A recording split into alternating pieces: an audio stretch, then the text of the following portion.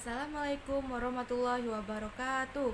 Hai semuanya, saya Gina Israini dari Biologi 3A, mata kuliah Ekologi Hewan. Di sini saya akan mempresentasikan materi ekologi hewan tentang hewan dan lingkungannya. Baiklah, masuk kepada hewan dan lingkungannya.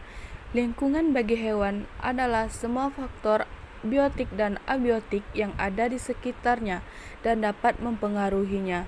Dalam konsep rantai makanan, hewan ditempatkan sebagai konsumen sedangkan tumbuhan sebagai produsen. Hewan ini disebut sebagai makhluk hidup yang heterotrof. Next, hewan sebagai organisme heterotrof.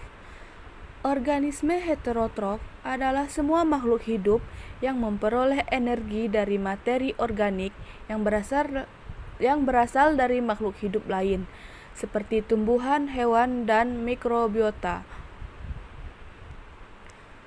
Selanjutnya, macam-macam hewan heterotrof. Yang pertama itu ada hewan herbivora. Hewan herbivora adalah hewan yang memakan tumbuh-tumbuhan atau sel jaringan tumbuhan, baik sebagian atau seluruhnya.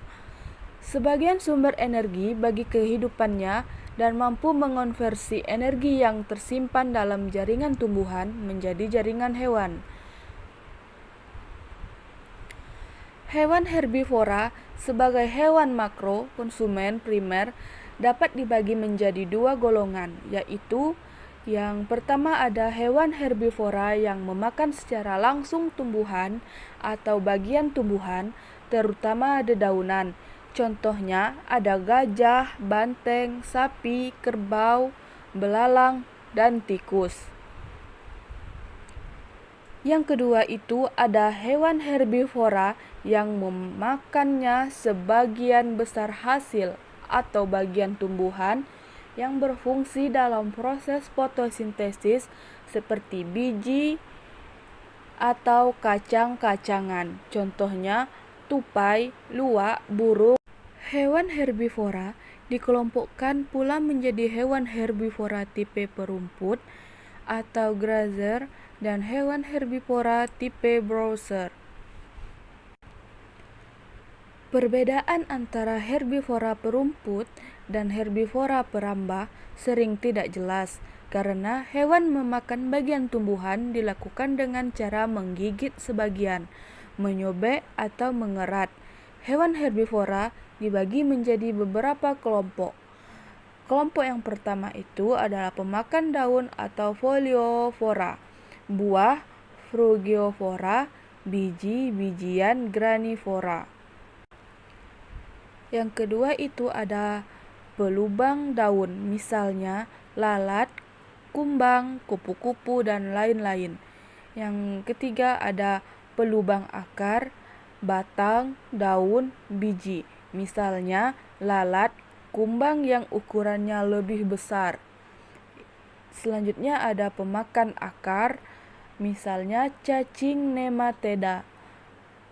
Selanjutnya ada pengisap tumbuhan, dan yang terakhir ada pembentuk berupa tonjolan yang berupa gel.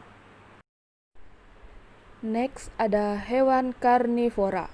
Hewan karnivora sebagai heterotrof adalah hewan yang menggunakan energi yang tersimpan yang berasal dari organisme ototrof, memanfaatkan kembali dan menguraikan materi bahan organis yang kompleks menjadi materi yang lebih sederhana. Kemudian ada hewan pemangsa atau bisa disebut dengan predator. Pemangsa atau predator adalah makhluk hidup yang memakan sebagian atau seluruh bagian tubuh makhluk hidup lain sebagai mangsa atau prey. Hubungan antara predator dengan pemangsa dinamakan predasi. Hewan-hewan predator yang besar sebagai konsumen disebut makrokonsumen, baik sebagai konsumen sekunder maupun konsumen tersier. Kemudian ada dekomposer atau bisa disebut dengan organisme pembusuk dan pengurai. Organisme Dekomposer secara umum dikenal sebagai organisme pembusuk dan pengurai. Organisme dekomposer adalah organisme yang memperoleh energi untuk kehidupannya dari senyawa kimia organik yang berasal dari penguraian hewan atau tumbuhan yang telah mati.